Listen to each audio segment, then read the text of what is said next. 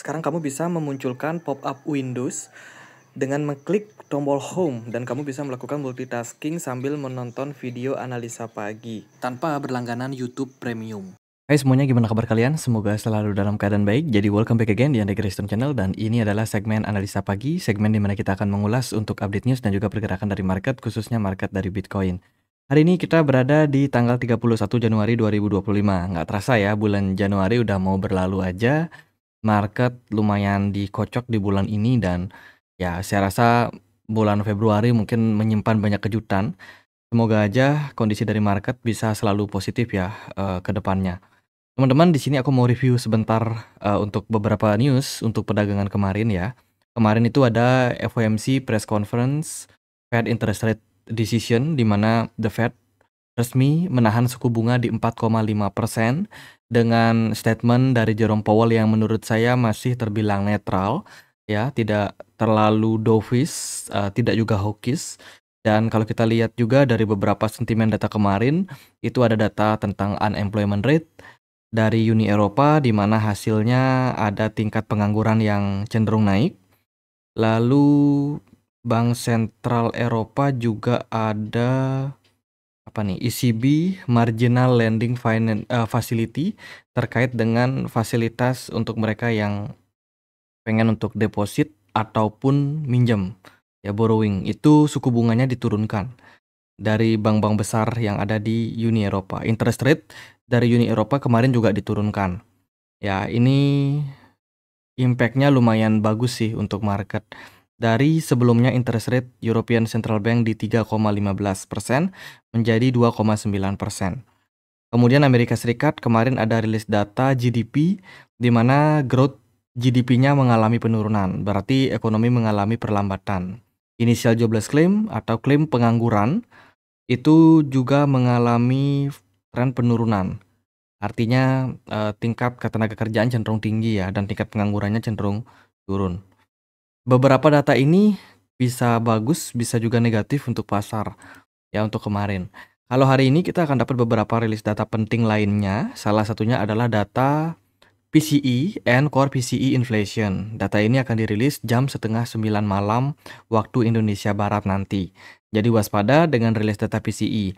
Sebab data PCE merupakan data acuan yang digunakan oleh The Fed dalam mengambil keputusan. Jadi data inflasi paling penting itu adalah PCE. Memang ada second linernya seperti CPI dan juga PPI, tapi biasanya The Fed yang menjadi patokan adalah data PCE-nya. Seperti itu, terutama core PCE inflation. Ya, kalau kita lihat dari data secara year on year, core PCE itu ada di 2,8 saat ini, dan diprediksi bakalan tetap sama rilis datanya nanti malam. Semoga saja tidak ada kenaikan dari skor PCE. Itu data penting untuk perdagangan hari ini, dan setelah hari Jumat ini, besok kita udah mulai weekend lagi.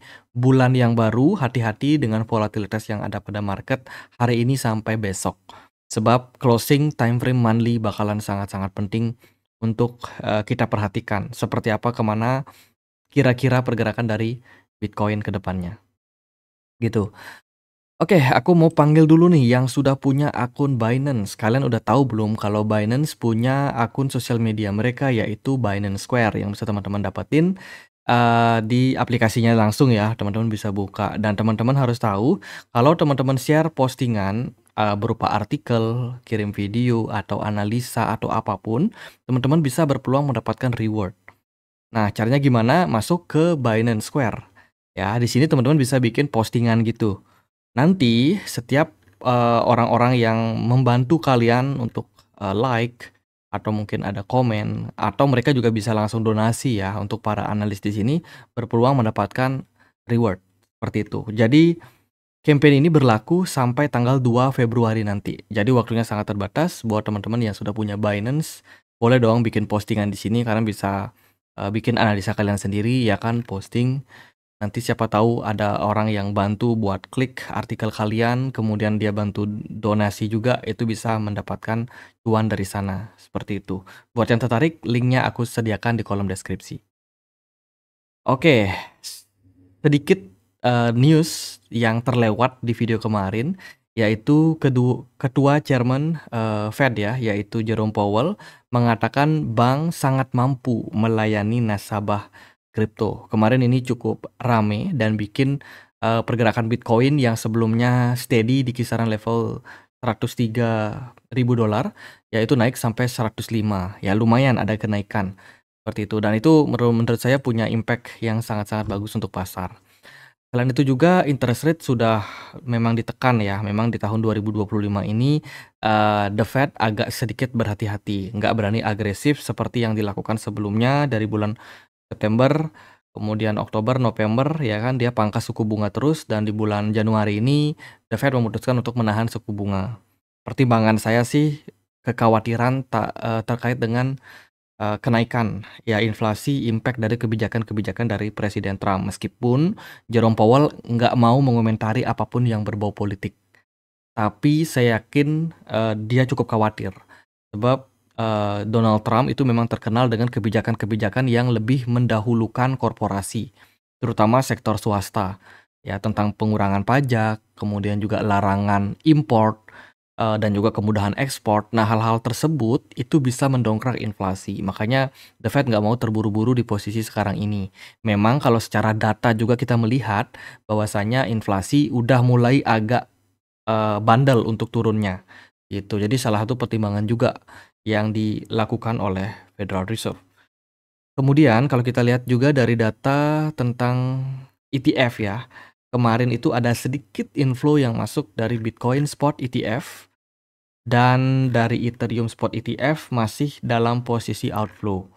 Ini menunjukkan bahwa institusi dan juga para retail yang membeli produk ETF itu agak ngerem dalam posisinya saat ini karena ada banyak ketidakpastian yang terjadi pada pasar seperti itu. Jadi minat mereka intinya masih cenderung lebih slowing down. Glassnode juga baru aja meluncurkan artikel terbarunya terkait dengan analisa market kripto ya, dan melihat bahwa cycle yang terjadi di tahun ini 2024 sampai 2025 itu mirip dengan siklus yang ada di 2015 dan juga 2017. Secara pergerakan harga, secara siklus sepertinya kita menuju kematangan pasar, bahasanya kematangan pasar. Artinya menuju ke posisi puncak seperti itu. Kalau udah matang, buah biasanya dipetik kan. Nah ini juga gitu, market kalau udah matang, waktunya buat taking profit. Jadi menurut dari Glassnode, kita udah menjelang fase-fase mendekati puncak pada siklus rally kali ini. Ya possible memang terjadi di tahun 2025 ini. Gitu. Hal-hal yang juga bisa dipertimbangkan itu adalah terkait dengan realized cap expansion, di mana growth yang terjadi pada market cap itu udah naik lumayan signifikan.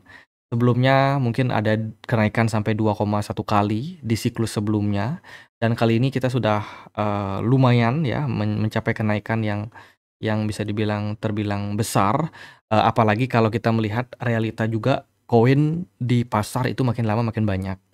Otomatis dana yang digunakan untuk growing altcoin ataupun juga Bitcoin itu sangat-sangat terbatas. Seperti itu.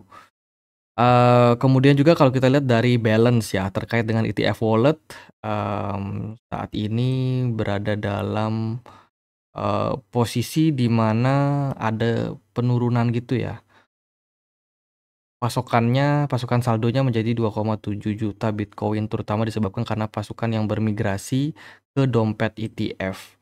Oh, jadi ada banyak juga investor-investor yang sebelumnya save dana mereka dalam bentuk saldo di exchange, itu keluar ya, keluar dan justru lebih memilih membeli dalam bentuk ETF ya, dan disimpan di ETF wallet seperti itu. Jadi minat dari para investor besar nih, kalau kita lihat dari data khususnya di Amerika ya, menurut custody yang diluncurkan oleh Coinbase seperti itu, minat investor untuk simpan dana mereka di Coinbase ya di crypto exchange itu semakin menurun karena adanya produk ETF gitu. Dan analisa yang lain terkait dengan momentum untuk rotasi.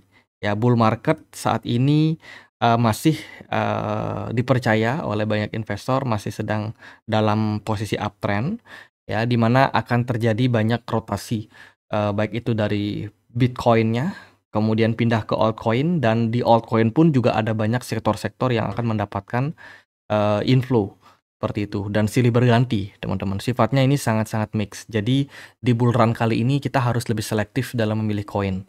Tidak akan semua koin untuk, bisa rally, ya, di bull run kali ini impact daripada terlalu banyaknya koin yang beredar saat ini, gitu. Jadi, sentimen itu akan silih berganti. Misalkan, real world asset, ya kan, sentimen yang dimainkan saat ini mungkin akan berlaku beberapa minggu saja, and then marketnya akan down, kemudian ganti lagi ke project-project AI, ya kan, pindah lagi ke DeFi dan lain sebagainya. So, buat yang pegang altcoin jangan dipegang lama-lama, karena siklus kali ini itu bakalan sangat challenging untuk kalian. Daripada nyangkut, ya kan, koin-koin yang udah rally jangan dikejar.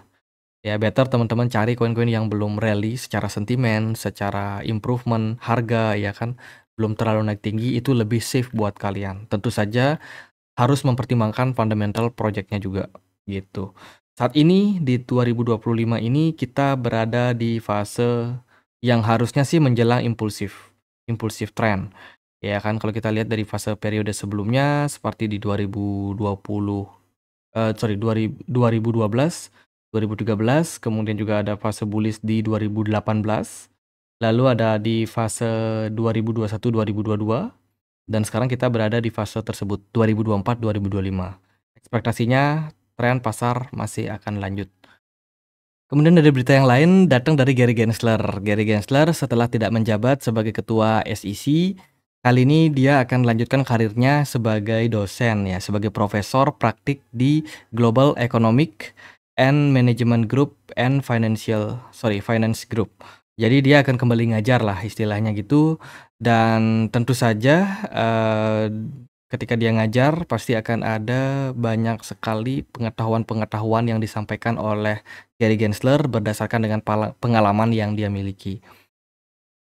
Nah, langsung nih, Tyler, Winklevoss, ya, itu dia merespon. Ini adalah foundernya Gemini.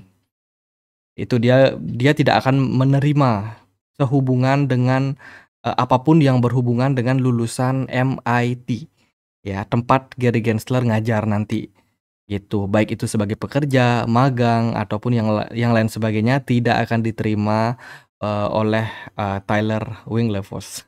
Cukup menarik ya, teman-teman. Kemudian berita terbaru juga datang dari Bank of Canada. Bank of Canada dikabarkan untuk stop quantitative tightening, stop untuk melakukan pengetatan terkait dengan suku bunga. Ini merupakan berita yang bagus karena QT setelah berakhir, ini akan dilanjutkan dengan fase QE atau quantitative easing atau penurunan suku bunga, yang berarti lebih banyak dana yang akan masuk ke pasar. Oh ya, kemarin kita juga sempat posting tentang berita dari Cina. Mana tuh Cina? Kemarin kita udah posting. Oh, bukan Cina, tapi India ya. Para investor India dikabarkan siap karena akan ada anggaran dari federal untuk menghidupkan kembali konsumsi dan memulihkan kepercayaan terhadap saham negara dari India.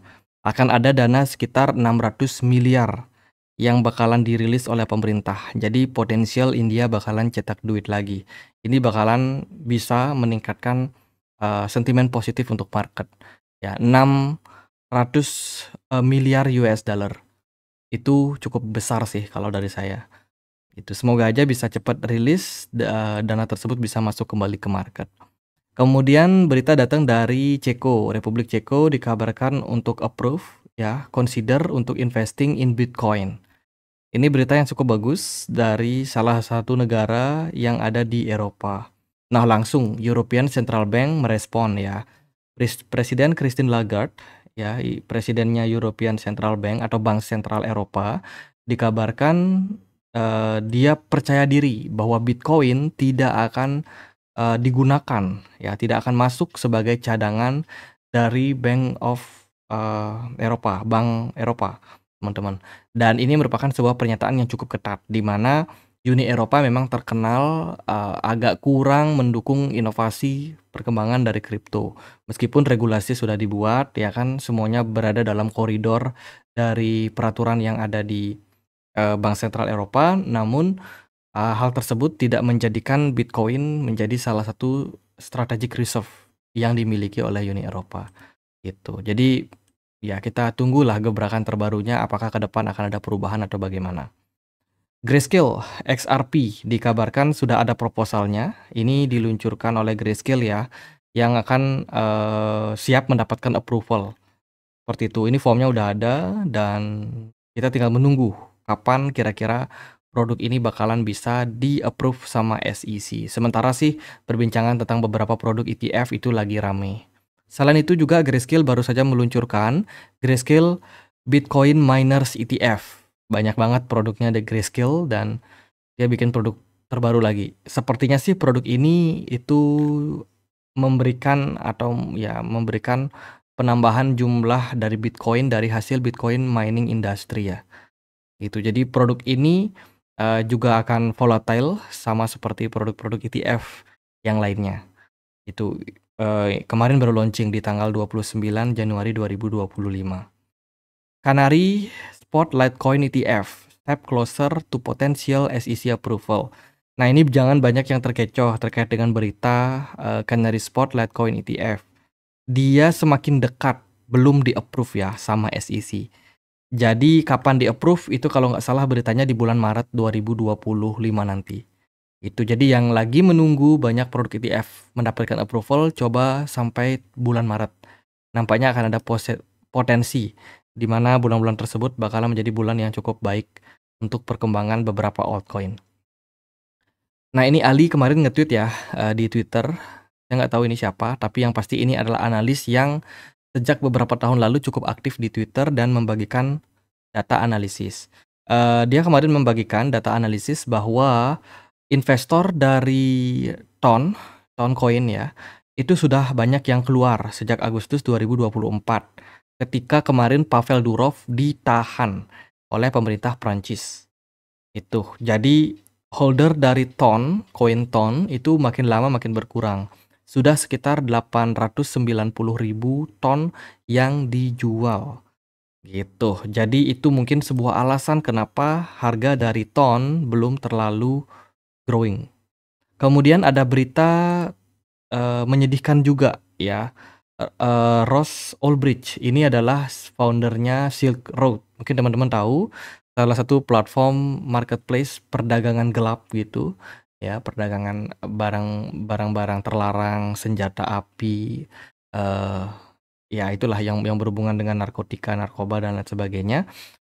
Itu kan sempat ditahan. Donald Trump menjanjikan kebebasannya. Kemarin udah dibebaskan.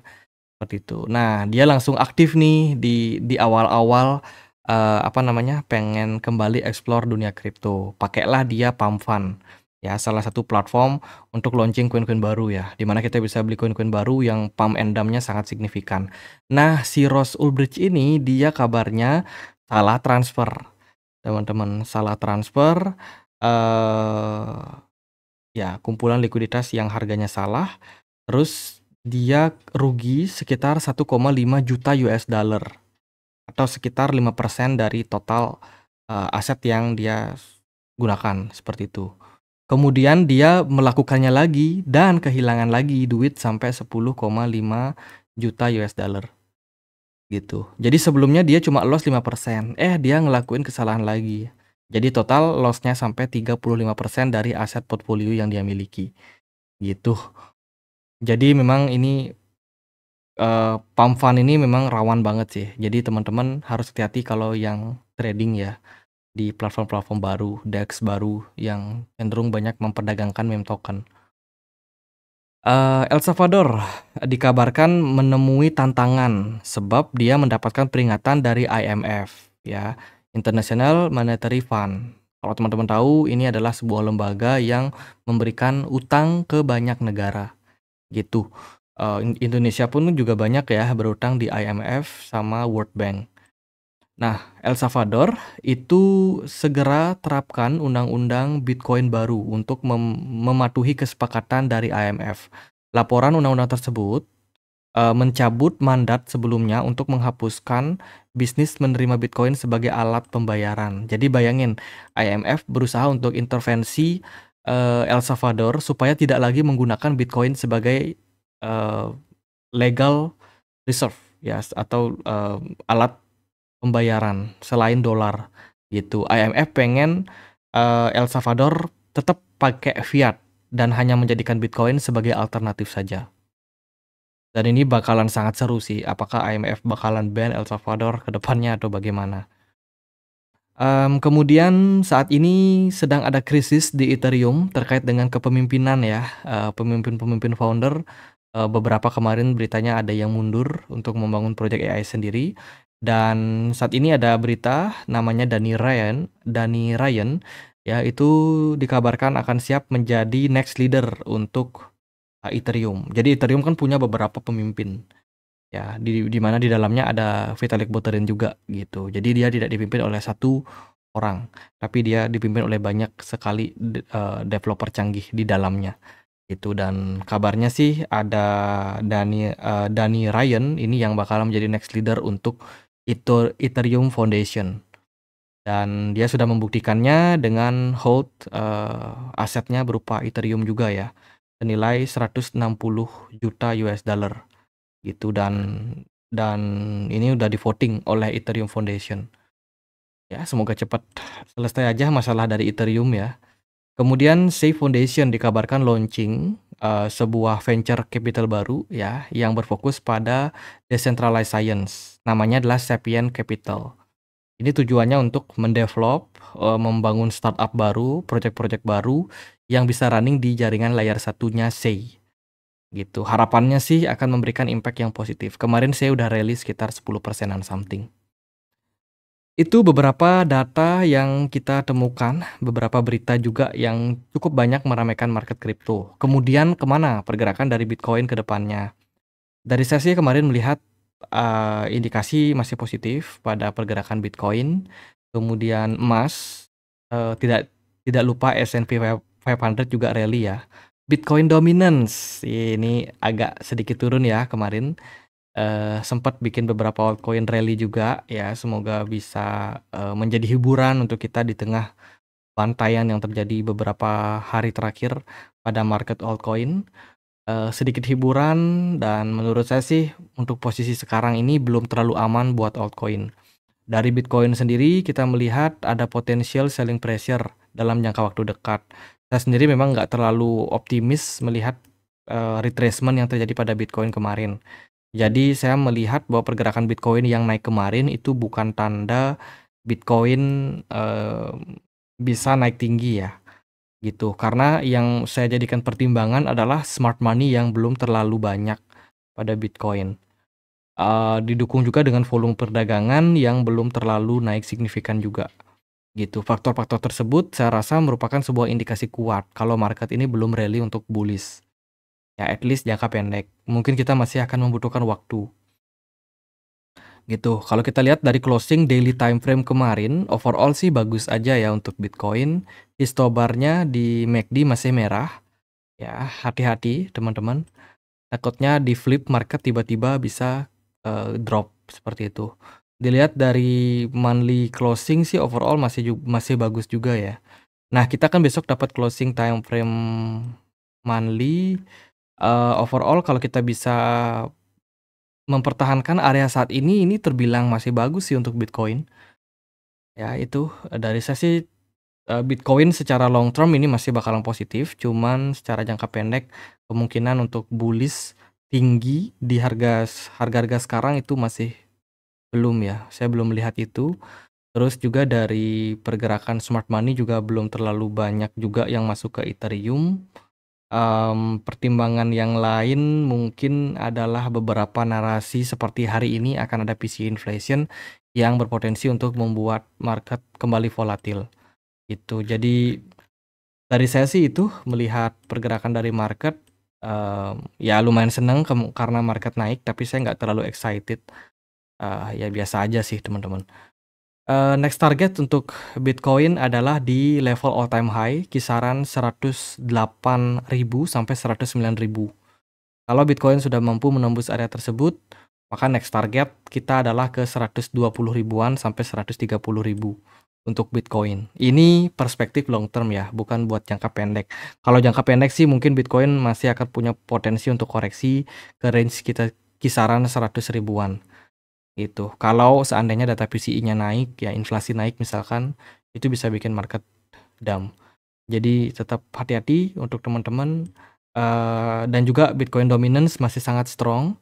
Untuk altcoin masih akan kemungkinan mendapatkan tekanan. Jadi ya ekspektasinya sih Bitcoin dominance kalau bisa turun ya, biar altcoin ini nggak terlalu dalam juga penurunannya. Cuman kalau kita melihat dari chart sebenarnya ini masih dalam posisi yang cukup kuat sih untuk Bitcoin dominance-nya gitu. Jadi itu beberapa altcoin yang kemarin perform masih dari sektor DeFi, kemudian real world asset ya, Ondo Finance lumayan kenaikannya dalam beberapa waktu terakhir. Kemudian ya itu sih dari beberapa sektor saya melihat masih belum terlalu naik juga buat altcoin gitu. Jadi gitu aja buat update kali ini. Semoga videonya bisa bermanfaat. Kalau ada pertanyaan lain, ada koin lain buat dibahas, teman-teman bisa langsung tulis di kolom komentar channel YouTube ini. Ya, join juga di komunitas Telegram kita, linknya ada di kolom deskripsi. Sekian akhir kata saya Andri, makasih.